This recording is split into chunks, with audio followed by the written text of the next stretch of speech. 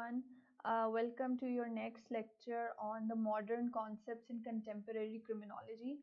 इससे पिछले लेक्चर में हमने पढ़ा था मनी लॉन्ड्रिंग को. We studied the processes, the techniques, किस तरह से मनी लॉन्ड्रिंग होती है. So today in cyber crime हम लोग इसको भी उसी तरह डिटेल में पढ़ेंगे. नाउ वी ऑल नो कि cyber crime is a phenomena that exist.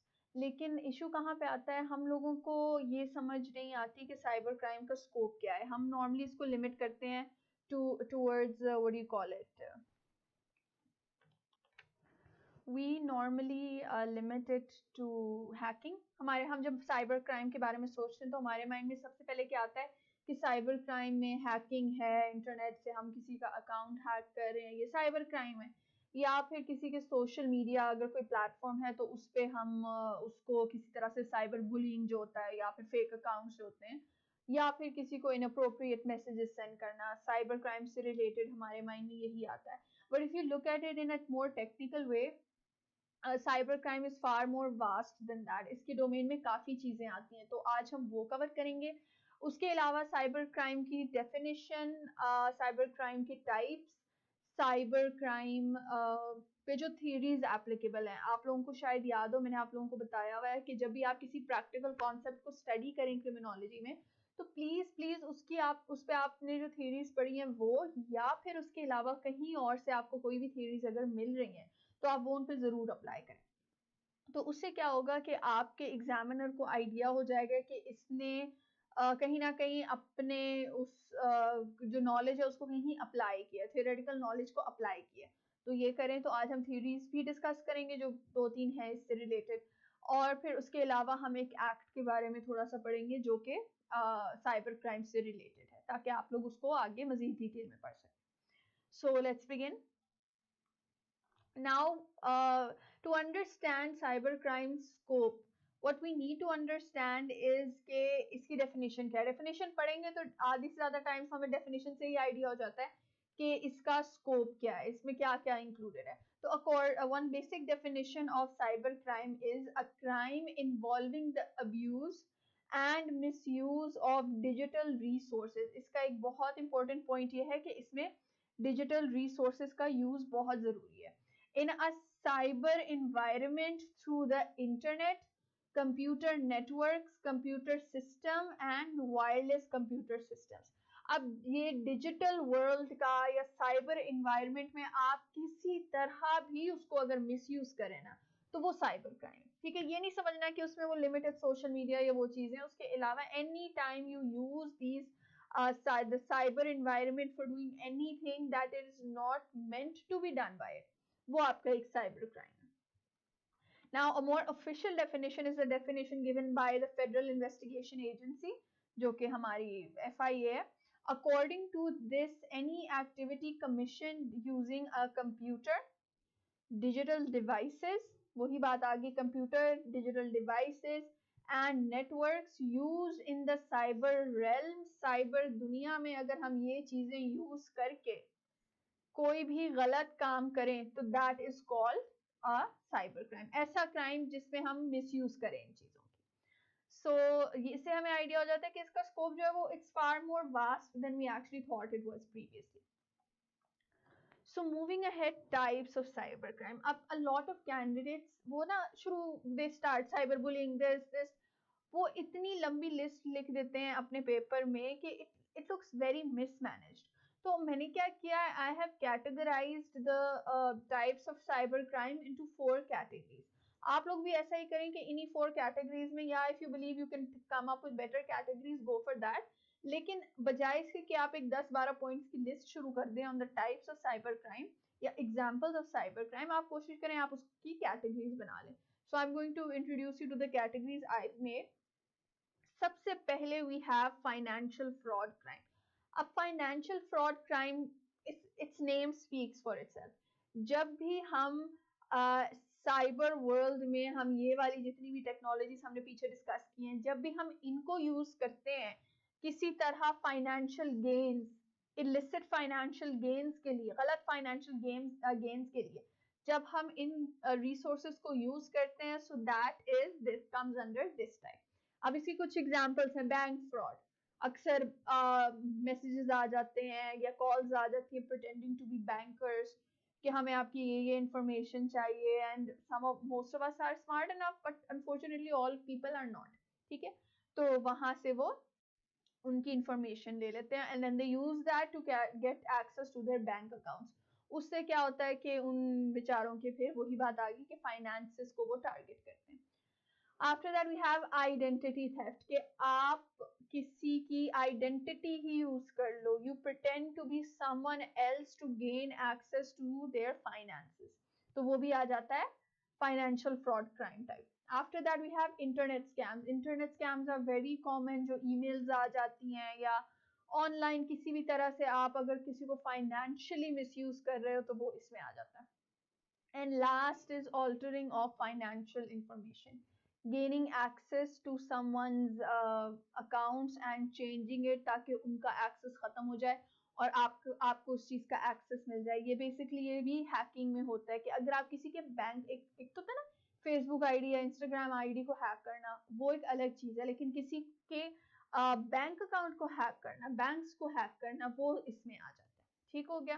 तो ये हमारी पहली टाइप है which is financial fraud crimes.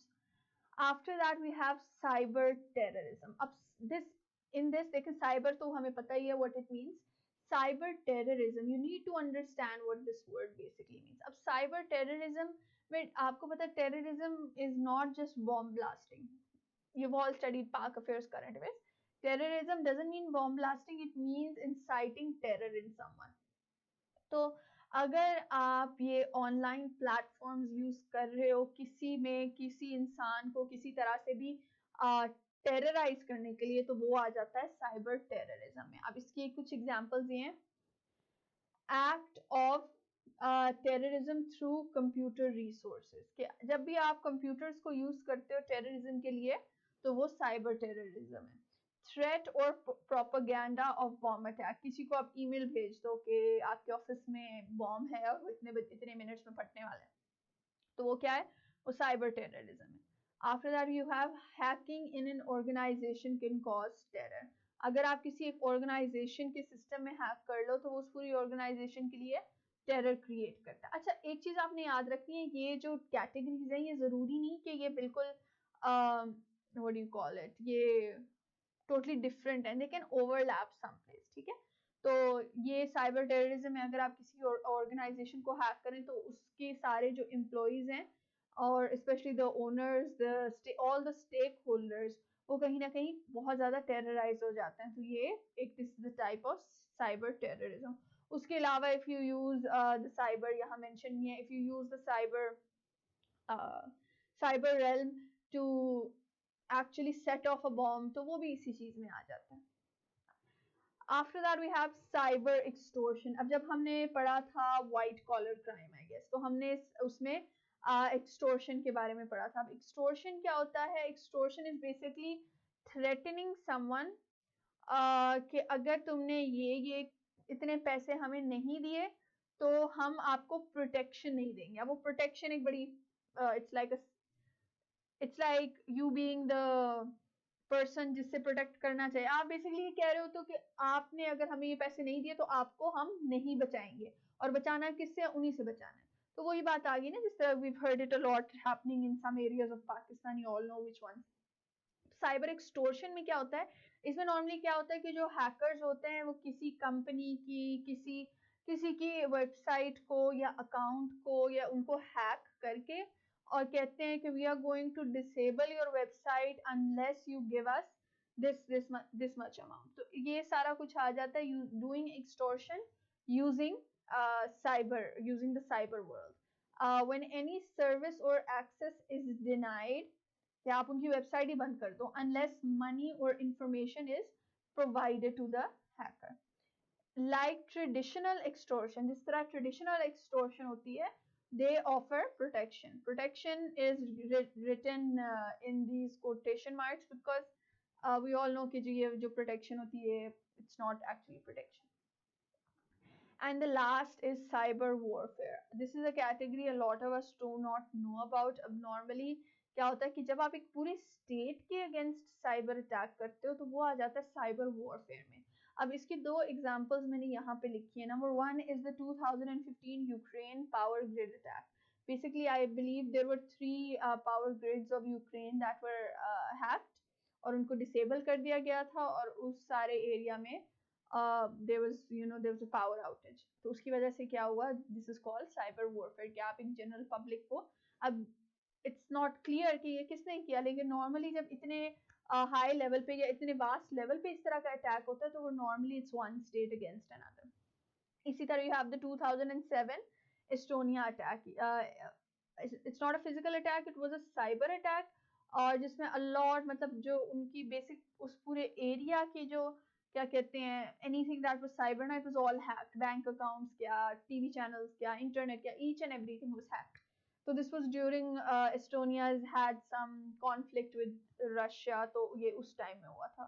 तो I guess you all can see the similarity over here. खैर उसके अलावा these are two examples of cyber warfare. If you can quote any more, do quote them. Otherwise, briefly read through these so that you have some extra knowledge.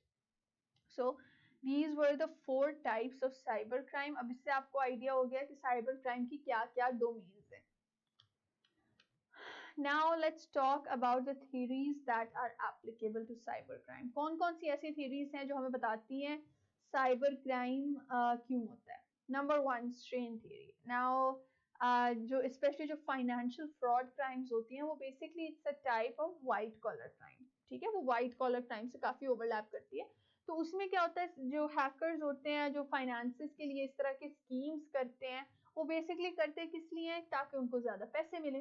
और हमने ये पीछे strain theory में पढ़ा था कि स्ट्रेन थ्योरी में होता क्या है, you want to achieve something, society puts a pressure on you to achieve that thing but you are not able to do it in the traditional manner, so what do, you go for alternate means. अब उसमें क्या होता है, which alternate means do they go for, they go for cyber crime. So this is how the strain theory aims at explaining why cybercrime occurs. The second is the social learning theory. Normally, if you get the company of people who are more into these sort of crimes, जब आप उनके साथ रहते हो, आप उनसे सीखते हो, तो फिर क्या होता है, आप कहीं ना कहीं आपके अंदर वो you learn to become a cyber criminal. And the last is the bond theory.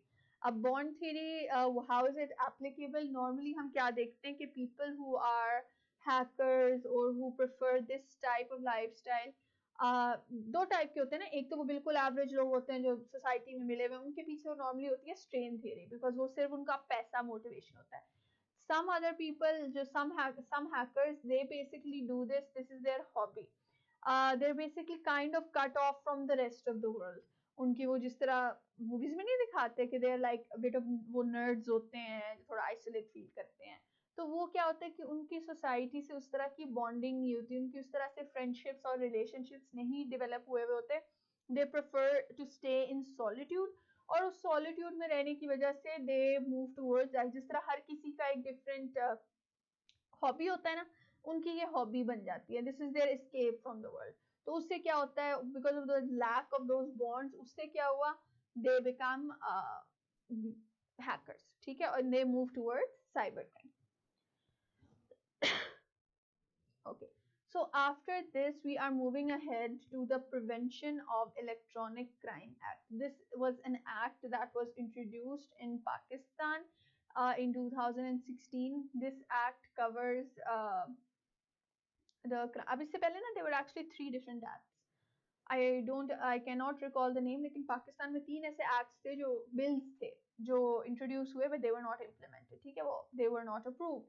The first proper act we have for the prevention of electronic crime, that was this act which was introduced in 2016.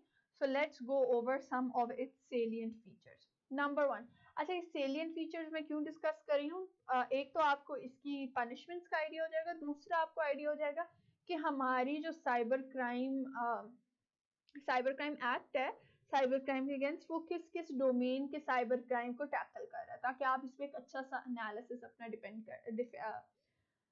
Apply कर लें. ठीक है, बना लें अपना. तो उससे क्या होगा कि जब आप एक या दो इससे रिलेटेड न्यूज आर्टिकल्स पढ़ेंगे आपको आइडिया हो जाएगा कि what are the shortcomings in this. सिर्फ उनके फीचर्स को एक्सप्लेन करना जरूरी नहीं होता, उसके सेलिएंट फीचर्स बताने जरूरी नहीं होते, ये भी बताना जरूरी होता है कि हाउ इफेक्टिव इट इज। तो आफ्टर दिस होपफुली आप अगर एक दो आर्टिकल्स भी पढ़ें आप लोगों को समझ आ जाएगी। Alright, up to 5 year imprisonment and PKR 10 million, मतलब 10 million, okay, so 1 crore rupees, right, I guess, fine or both for hate speech or trying to create disputes and spread hatred on the basis of religion or sectarianism। कि अगर आप कोई religiously controversial चीज online अगर post करेंगे और किसी ना किसी तरह हेट प्रमोट करेंगे, तो दिस इज बेसिकली ये वाला जो पहला पार्ट है, this is against hate speeches and this is against religious and sectarian violence. तो उस पे आपको ये मिलेगा। तो पहला is hate speech on religious and sectarianism. Second is up to 5 year imprisonment and PKR 5 million fine for both or both for transferring or copying of sensitive basic information। अगर आप इस तरह की information किसी की कॉपी करें और उसको आगे कहीं और भेजें जो किसी तरह से भी sensitive है, focus on sensitive, ठीक है, and it can be for anyone in any way, तो उस तरह उस केस में आप पे ये अप्लाई होगा। तो now we have two things, hate speeches and spreading of sensitive information। up to PKR 50,000 fine for sending messages irritating to others or for marketing purposes। If the crime is repeated, the punishment would be 3 months imprisonment and a fine of up to PKR 1 million rupees। अब देखिए इसमें और उसमें क्या फर्क था कि पहले these were both very serious crimes जो कि कह लें आप एक नेशनल लेवल तक वो हार्मफुल हो सकते हैं। This is more like this is related to cyber bullying. ठीक हो गया, इसमें आपकी साइबर बुलिंग आ जाती है। तो उसके अगेंस्ट क्या हो रहा है, उसके अगेंस्ट पहले तो आपको एक वार्निंग मिलती है, फिर ये फाइन हो सकता है, और फिर अगर फिर भी ना बाज आए फिर आप पे ये ज्यादा बड़ा फाइन और इम्प्रिजनमेंट हो सकती है। up to 3 year imprisonment and a fine of ₹500,000 for creating a website for negative purposes।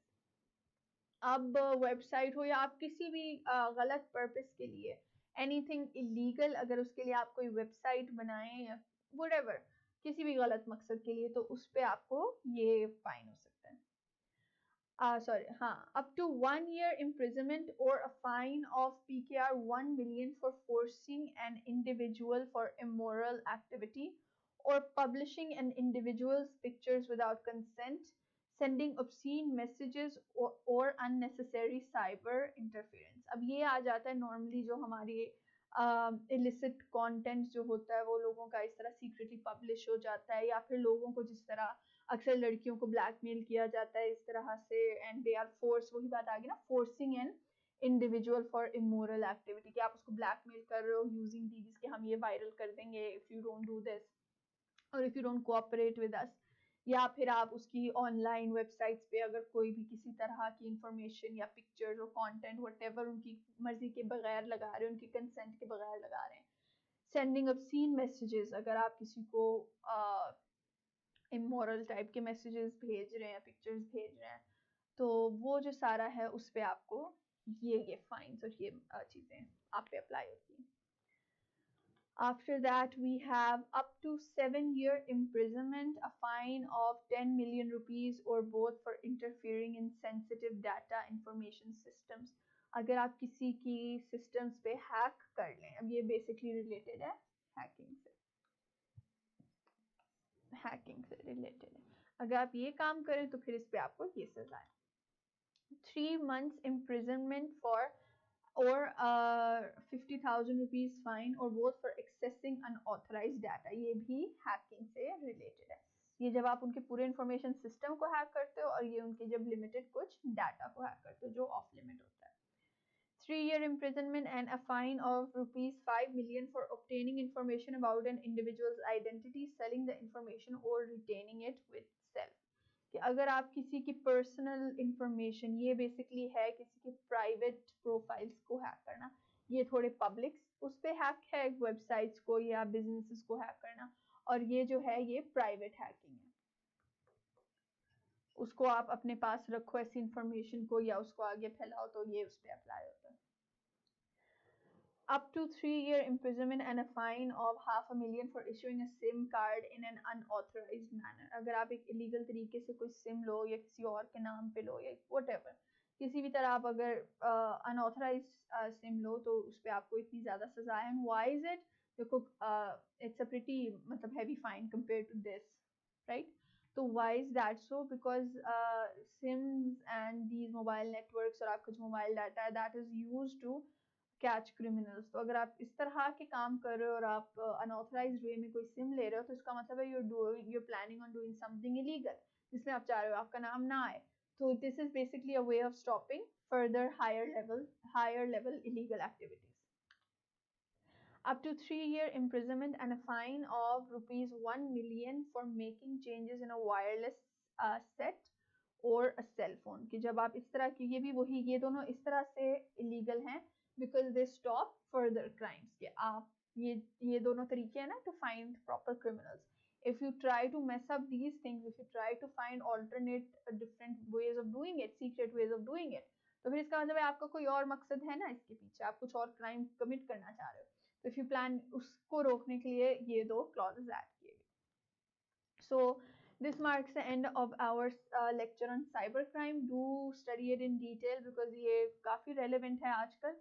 और I hope you understand now कि हमारी ये जो act है, how relevant it is and what is its scope. इसको पढ़ें एक दफ़ा, फिर ये भी ज़रूर पढ़ें कि क्या ये उस तरह से अप्लाई होता है एक आम बंदे के लिए, for a person like me और अ पर्सन लाइक यू। हमें क्या, हमारे लिए इतना इजी है किसी पे इस एक्ट के थ्रू किसी पे लीगल वे परस्यू करना। तो ये इसको ज़रूर पढ़ें and try to understand how applicable and relevant it is today. So see you in the next lecture that will be about gender based crimes.